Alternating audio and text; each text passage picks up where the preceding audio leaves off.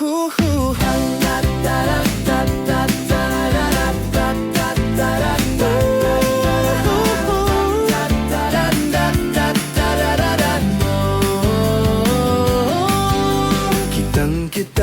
ko po ang mga ginagawa nyo.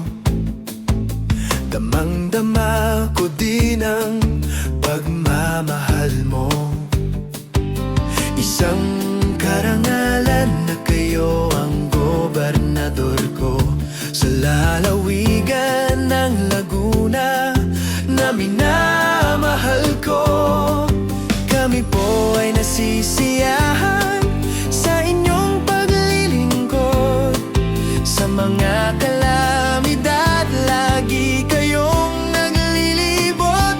Isang katunayan na hindi kayo nakakalimot sa pangako sa Laguna na lagi kayong maglilingkod. So salamat sa inyong pagmamahal.